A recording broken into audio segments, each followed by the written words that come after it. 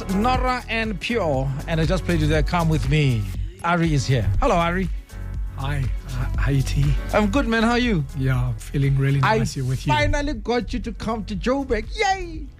Yeah, so I mean, just to tell you, is I love coming to Joburg. This is just like the icing on the cake to be sitting here with you this morning. Thank you for obliging me. I remember the day I walked into a Fabian store at the waterfront. Is your dad still alive? Yes, he's actually, I'm hoping he's listening. He's 78 years old now. Stylish man. Yeah. Warm. What's the other word? Charismatic. I remember this was early 2000, maybe even 2000. Yes. Walking in because I was just fascinated by the store. And there he was. And he gave me attention like I'm one of his clients, long clients. And I just told him, I'm from Joburg, it's my first time in here. He took me around. I ended up buying a jacket. And to sit here now with his next generation is just something else. So like I said, it is my thanks to him via you for showing me what service is, right? And I'm not surprised that you're sitting in front of me today. You have to take me back to how does your brain, I know you grew up in the house of fashion, but how did it go as far as you saying I must start my own brand? Take me back to Fabiani. Yeah, so I mean, it's interesting. So the name Fabiani was actually founded in 1978, and it was a great story because my father had a retail store in Adley Street. Okay. And in those days, you know, street shopping was a regal experience. That's right. And people used to get dressed up to shop, yeah, like they used to get dressed up to fly in those days. Yeah. And he traveled to Italy and he went into a hotel called Hotel Continentale in Florence. Yes. And in those days, I think maybe even a fax machine or it was a telegram machine that was available. They checked him in as Mr. Fabiani. So they took Fabian, they put an I on it. Oh, no, yeah. And he wrote it down on a piece of paper. And then he came back to South Africa and he asked people, like, what do you think of this name Fabiani? And in 1978, in number 6 in George's Mall, they opened up Fabiani. And what was very, very interesting about it when I reflect on what was done in the late 70s was customer experience was there. Yeah. About creating a customer experience, customer centricity, of making you feel special. That's right.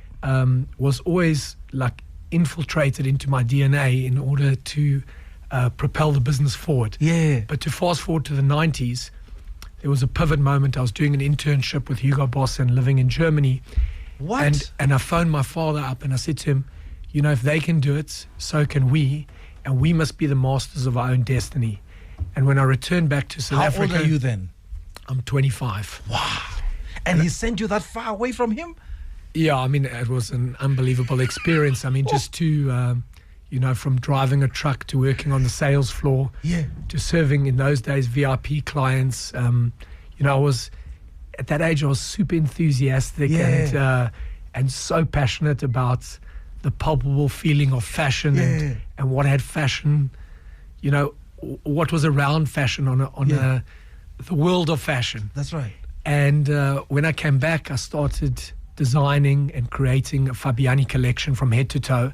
And in those times, if you remember, our whole staple uniform was formal wear. Yes. So that's where Fabiani was anchored into formal wear. That's right. And we produced amazing product, actually a lot in Cape Town. Yeah. Because we used to have the most amazing manufacturing sector, which is unfortunately there are remnants of it left. Oh no. But we used to make the most amazing product, and then obviously the fabric would be imported from Italy, and the provenance of the brand and the passion and the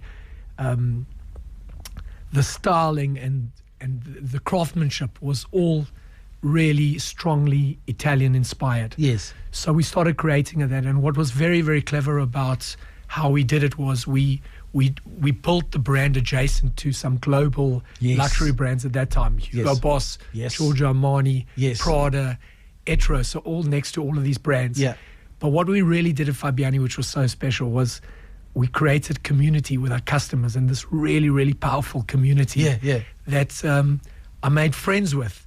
And they're still my friends from today, from every part of society. Sure. And what was always great about how we ran our business was when we were on the sales floor, and by the way, I used to spend every second week in Johannesburg, and I would either be in our store in Maponya Mall, which we opened up a Fabiani in Maponya Mall, insane. In Nelson Mandela Square, in Sandton City, in Melrose Arch or Irene Village, and I would actually serve the customers on the floor, because that was the best way to meet, to learn what they desired, and also get feedback, and also work with your team.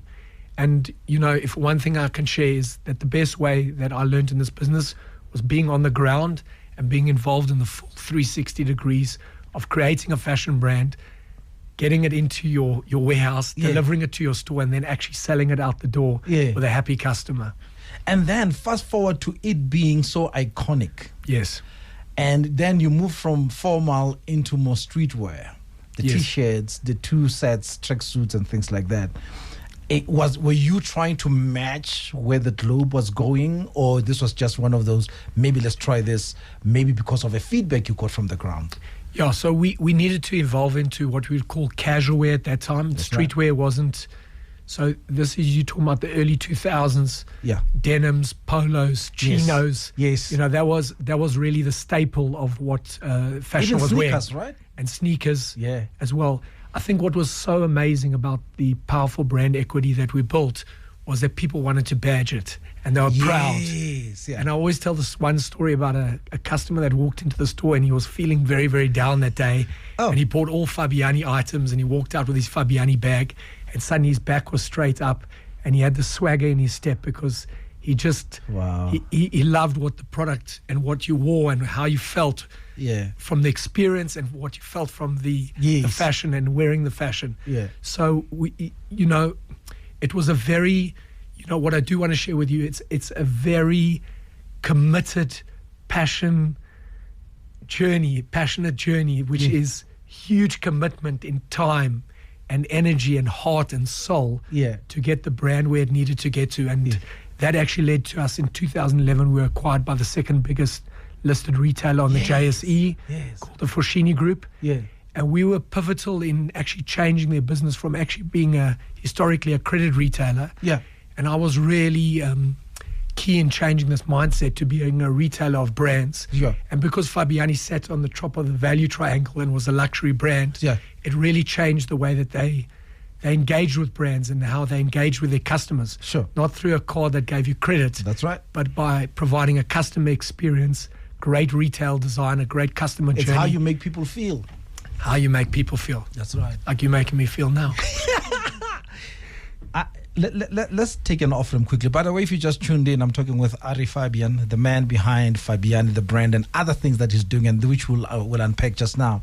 But take me back to the feeling. What is it about fashion that adds to who we are? What is it that just gives us that thing inside when you're wearing that thing and you feel, like you said, your back is now up straight? What is it?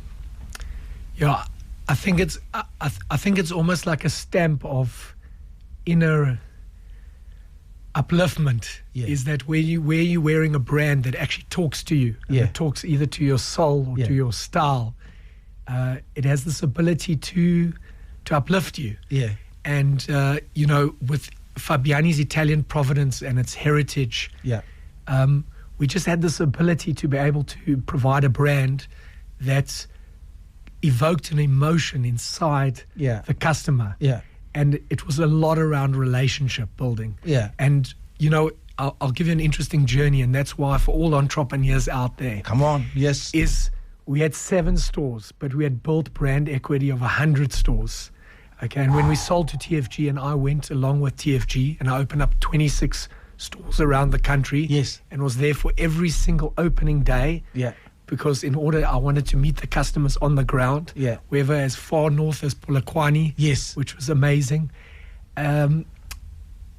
What made this experience so rich and this brand equity so powerful was this engagement and these relationships. And today there are 70 Fabiani stores all around the country. 70. And I would like to state... a proudly South African brand, by the way. Proudly South African, born in South Africa, created in South Africa.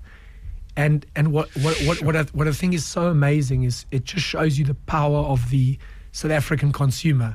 We often forget that, as well as through our struggles, that the people of South Africa, their passion for fashion, is just unbelievable. Yeah, it's another level. It's on another level. And when there's loyalty, and you can deliver on your promise, that's right. Okay, it's just unbelievable, the growth. And not only just promise, the quality of what you bring, the consistency of it, and second, the service in the store. Nothing like walking in a store and you feel welcomed. Nothing. I don't care whether you have the money or not. Even when you are down, sometimes you just go window shopping because you're trying to, ignite that fire inside of you, because now you're down. But going there to, window shop and maybe touch that garment, now you've got something to aim for, right? But when you are treated the same way, when you have money and when you don't have, it's easy for you to come back, right? To say, this is for me a second home, or I feel comfortable here. And I think that's very important. And I need to come back to you being a creative, right? Where does the sense of business come from? Is it coming from Dad and you just learned from him, or you had to go somewhere to sharpen that skill?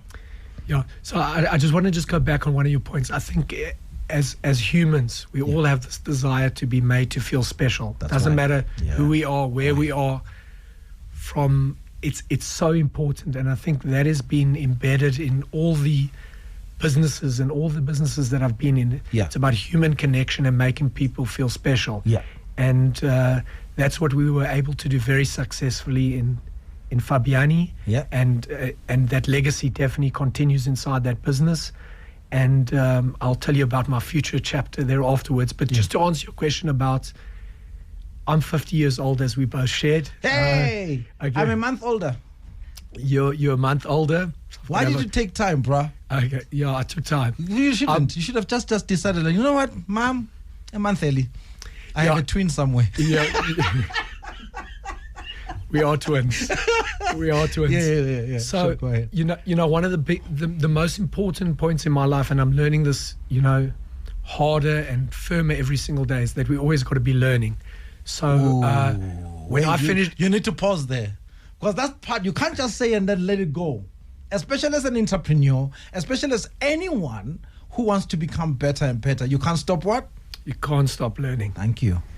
So, I mean, that's absolutely critical. And I suppose in my maturity cycle, and I keep saying to people that only at 50, I'm really becoming a man.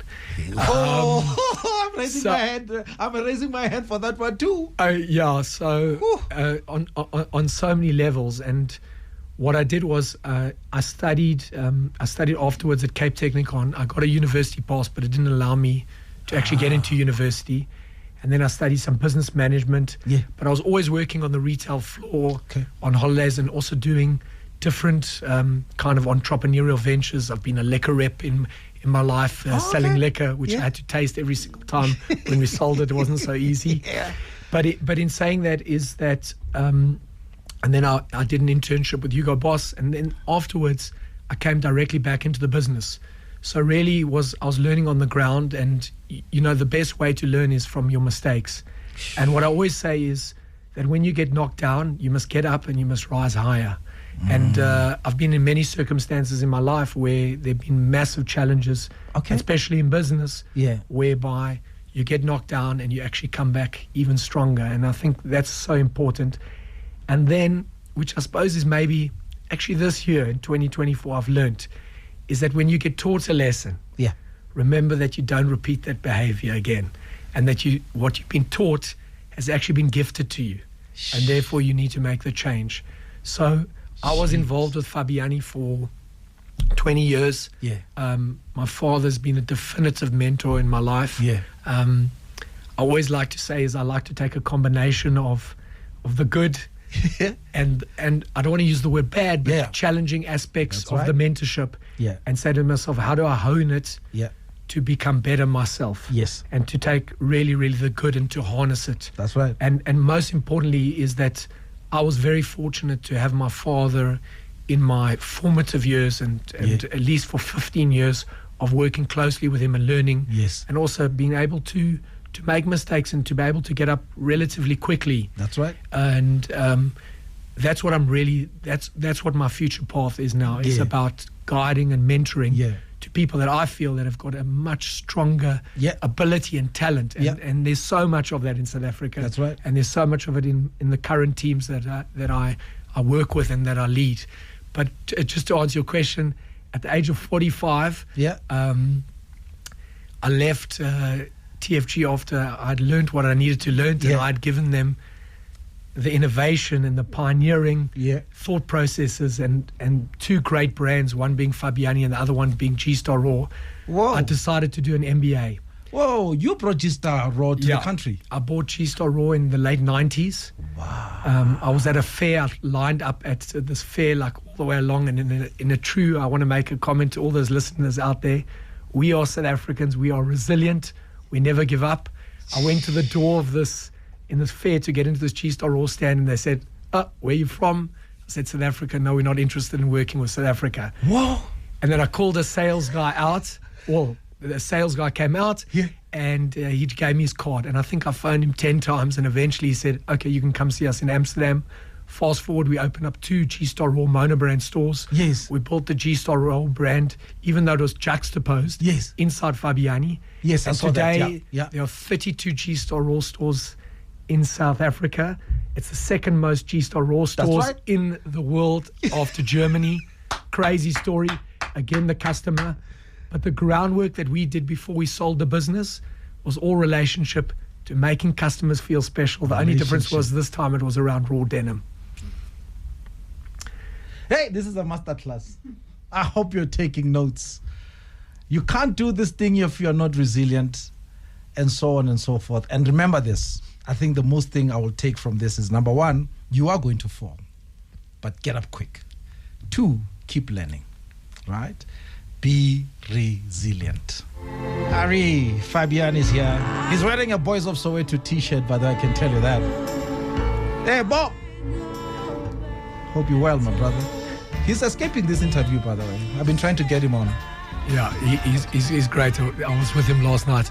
But I'll tell you a beautiful story. I'm actually wearing my wedding jacket today. Oh! It's a Fabiani tuxedo jacket that I designed in 2015 for my wedding on the 1st of the 2nd, 2015. And it's actually embroidered at the back. Yeah. It says, what's great about the journey is, and we got to keep learning and evolving, is I now can close it. And there's space. And there were quite a lot of years between 2015 and 2024 where I was unable to close it. So well done. we can reverse the aging process. That's right. There's no doubt. Yes, we can. Amy Winehouse, why that song?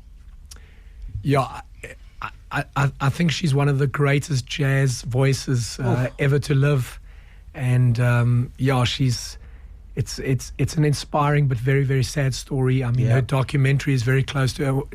You know, like I was inspired and sad, and it's like this. It's really like a paradox in so many levels. But we were actually talking about, and I think this was great. And this leads me to the question you asked me earlier. Yes. Is between 2017 and 2019, I did an executive MBA through the Berlin School of Creative Leadership. Sure. So taking left brain skills of creativity and getting right brain skills of analytics, and I studied law and studied accounting and studied so many skill sets which I needed to hone to make myself more rounded, which was exceptionally challenging. Yes. And I actually graduated last year in Berlin.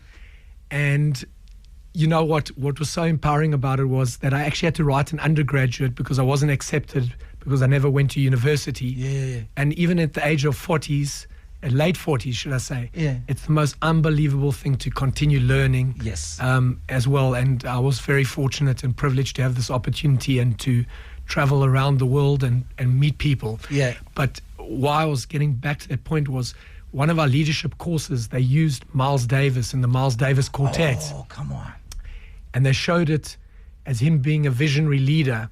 And they just showed the music video of one of his tracks and how he led his people from the front by playing, and how they all were behind him and supportive of him. And there was chemistry, there was synchronicity, and there was just musical genius. And what a genius it was. And there were people from 12 or 14 different countries inside a room. using Miles Davis as this benchmark for real leadership, and it says so much, and that's why music is such a powerful tool and such a powerful elixir for the world. You are a case study yourself. I mean, here I am thinking that after building such an institution as Fabiani, you will hold on to it for forever. But there comes a time where you decide, listen, I've given birth to this baby, I must let it go. And you did. What next? What did you jump into? Yeah, so while doing the executive MBA, I've always loved brands, and I was restrained from doing anything in the fashion industry. So, because of the agreement. Yes, so I ventured into a lot of what I would call M&A, mergers and acquisitions, but it was more around relationship and coming up with what I would call creative consulting, in giving brands an idea of how do they find their next step in their journey. Yes. And I did that with Cruise Vodka. We sold Cruise Vodka. I was the lead advisor for Cruise Vodka into Distel, which was an amazing journey. Wow. Because actually you must just write a book, bro. Yeah. Well, bro, come on. Yeah. I mean, what was very, very interesting was we were actually the first retailers. I'll tell you how this happened, because this is a great story to share. There was an absolutely visionary, I would say a king of alcohol. Yeah. His name is David DeMart, and he used to be the CEO of Pernod Ricard. Yes. And in the early 2000s, he saw the power of the brand equity of Fabiani, and he said, okay, we need to partner Chivas Regal. This is in the early 2000s with Fabiani, and we built Fabiani bars, Chivas Regal bars inside Fabiani, and what they would create is it would create a customer experience. Oh, I saw that. High dwell time. Yeah. You'd come inside their tea. Instead of serving your tea, I would serve you a whiskey. Yeah. And you'd enjoy, and we'd communicate, and we'd look at fashion. So it became a great platform to create dwell time. Yeah. Then Chivas sponsored us with all our fashion shows, and that will lead me to the next journey. Yeah. And got involved in so many elements of Fabiani. So it was really, really clever. Yeah. So that's how I got involved with that. I also sold an e-commerce business into a listed retailer. I did consulting in the insurance industry.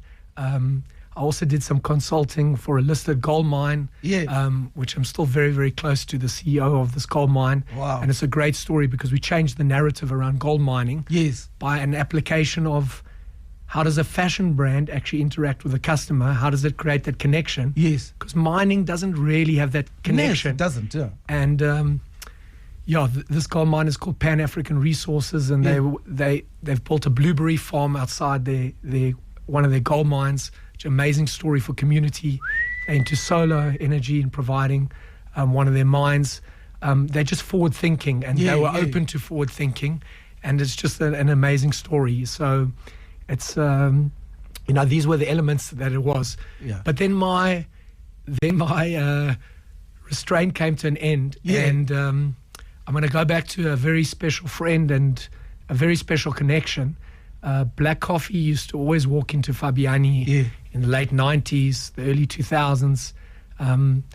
Always humble, always very passionate about fashion. That's right. And always collaborative. Yes. And always, he would always, he'd be open to anything. And, I can tell you crazy stories.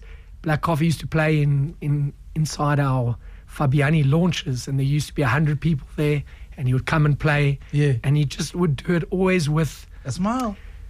With his intention and his magical intention, and that was the love of music, and that's what he was there to do. Yeah. And we even did the most amazing fashion show, and we were really famous for our fashion shows in Fabiani. And I said to Nati, he dressed up in a suit, and we set up a DJ box in the middle of the convention center with 2,000 people attending it, and Black Coffee played. And we had models walking out from 18 to 80 years old, all different shapes and sizes, showing the inclusivity of Fabiani. And it was really amazing. And, Nati and I always had this relationship. You would come in the store and you'd buy suits, and we just have this great connection. I'll never forget. This is a great example of, resilience and perseverance. I phoned Nati 2 days beforehand. We're opening a store in Limpopo. Yeah. Okay. I say to him, do me a favor, will you drive to the Mall of the North, okay, and play? And he got in his car 2 hours before you're supposed to play, drove to the Mall of the North, played. We couldn't fit all the people inside the store that wanted to watch him. They were cramming the doors down. Yeah. There he was playing, finished playing, got back into his car and drove back to Joburg. It was like just my respect is beyond. But I'll tell you a really cool story. So in 2018, I get a phone call from Nati one time, and he says to me, Arie, and very quickly, like he's totally a visionary, but very much connecting dots. He says, Arie, have you heard about this brand called Off-White? I said to him, Nati, to be honest with you, no, I don't know Off-White. He says, no, there's a guy here from Off-White, and you need to meet with him. That's it. Yeah. Okay. Don't understand anything more, got no context. And I meet with this like uber cool, stoic, is this Virgil? Long haired? No, not Virgil. We'll get there. Yeah. And his name was GB, and he came down to Cape Town. He's actually been part of my journey now, and our journey now to 2024. But what it was he was representing Off-White, and we opened up Off-White, an Off-White collection with black coffee. Yes. With really the colors of the South African flag. Yeah. And I couldn't believe this product. I mean, it was like 11 SKUs and just hoodies, T-shirts, some denim and some sneakers. Yeah. And I was like, firstly, guys, this De Beers Street, not so easy. Oh, this is in Bram. In Braamfontein, right? Oh, wow. Let it be known. There were 1,500 people that lined up, okay? It was the most insane story, and that's when the journey of Yawa began.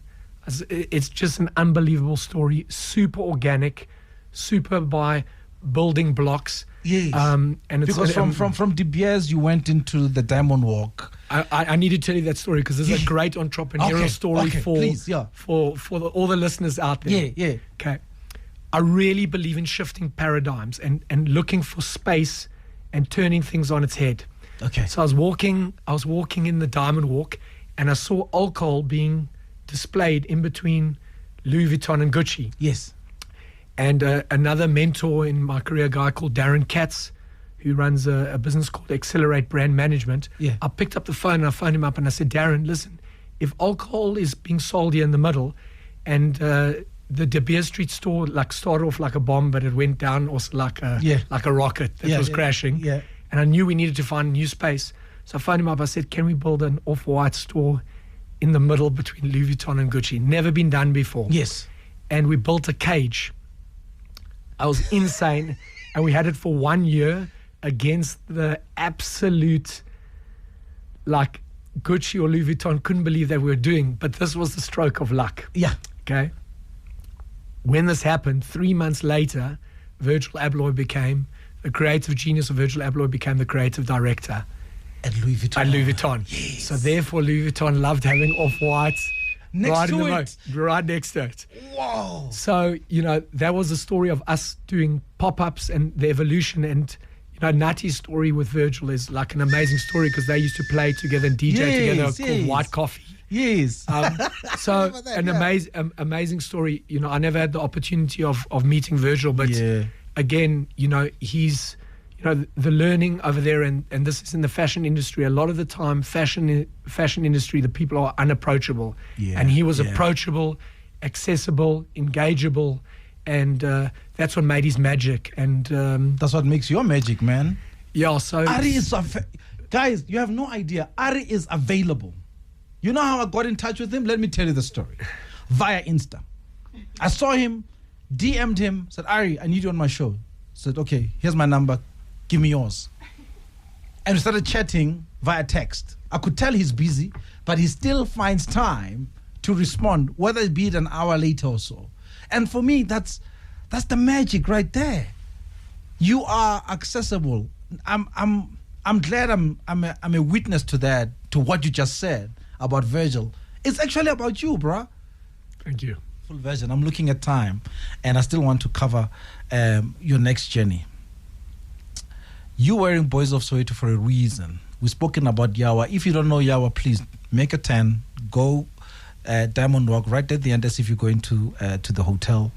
You'll see it there. It's an unbelievable space of great brands. Now, you talk about an online platform for creatives. Yeah, physical. We well, carry Go on ahead, with the question. go ahead. I want to go with your line of thinking. Yeah, I want to hear your line of thinking. Yes. Yeah. So you said you created this platform for creatives. Is it an online thing or brick and mortar? So we launched We're Egg in. I co-founded it with my partner Paul Simon, who started Young Designers Emporium. Yeah. And in December 2020, it was actually founded on the 1st of April 2020. So imagine COVID now is end of March. Yes. 1st of April, we do a pioneering partnership with Old Mutual Properties. Let me repeat that one. Yeah. Old Mutual Properties backed 2 retailers to create a platform for entrepreneurs, brands, creatives to stand on across the genres of beauty. And why I'm starting with beauty is because beauty is the one that's exploding, and beauty, which we're going to touch on, which is so inspiring and I'm learning about.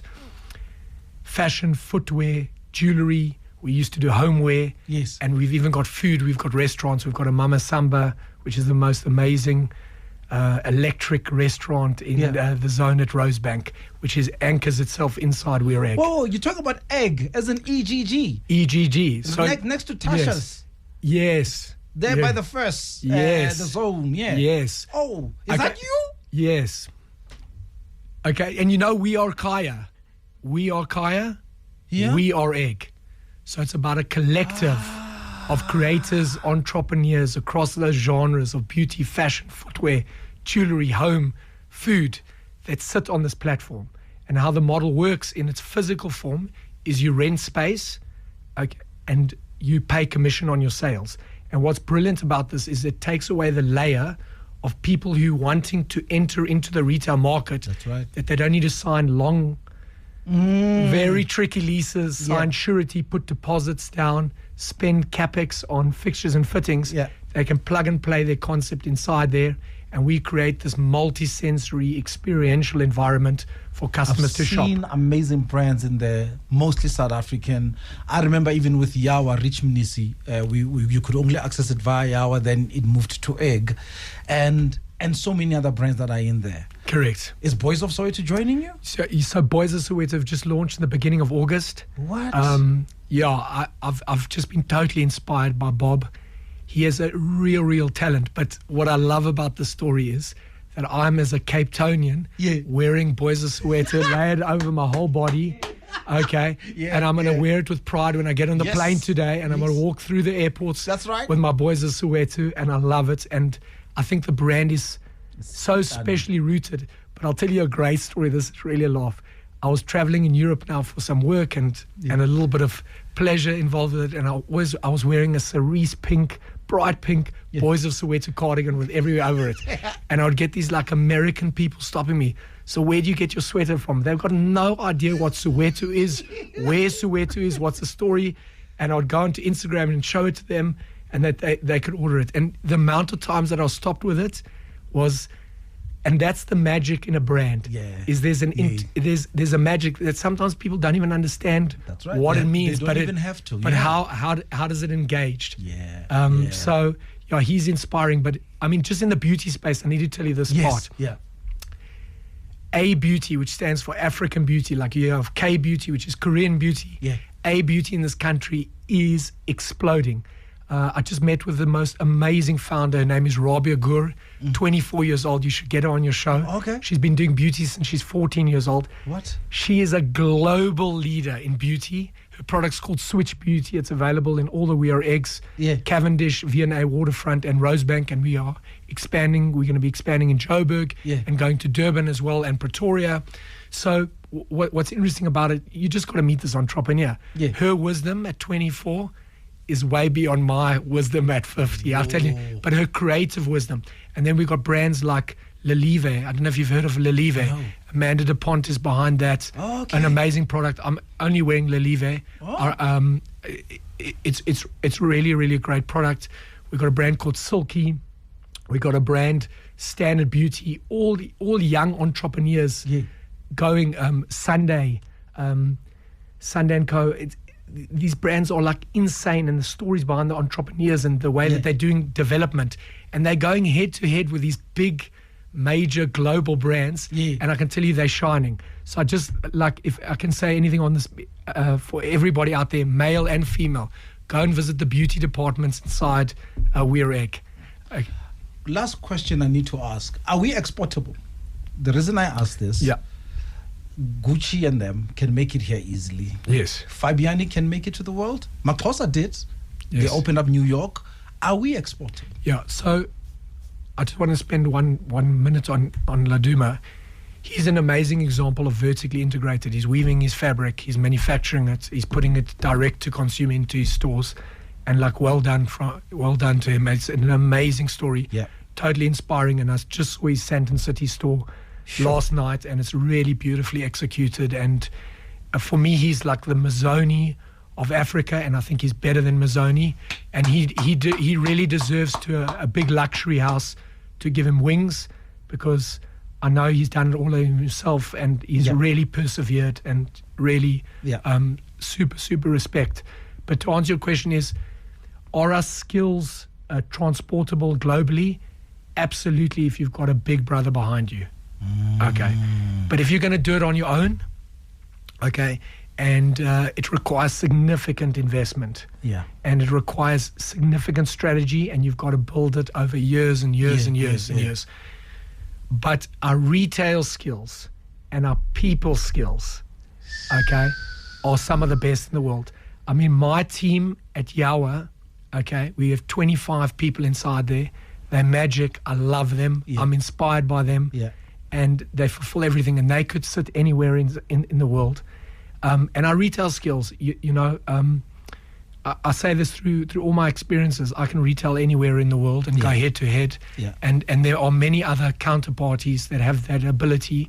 So is the future bright for South Africa, with brands, with fashion, with all our genres, with beauty, what I'm speaking about? Absolutely. And what you must do is, like a bull, when you hold on to a bull and you go for the ride and you're going to be swung around, you're going to be swung around, but just keep holding. And eventually that bull will stop moving. Okay, and then you can succeed. You owe us a book. I don't care what you do, whatever you do, whether it's the next 10 years, we need an Arie Fabian book about your story, how you did this, because it is a masterclass. Thank you so much for allowing me time. I just opened up the cover. This is just the intro of it all. Maybe one day we'll do another session, and then we'll look at maybe the intricacies of this business and so on. But I appreciate you, man. And I like the fact that you took time to share the little of what you know with us, which I think it's a textbook. So pass my greetings to family, and may God protect you and always, and keep shining, man. And T, thank you. It's a real privilege to be sitting here with you, and you emanate light. Thank you, my brother. There you go.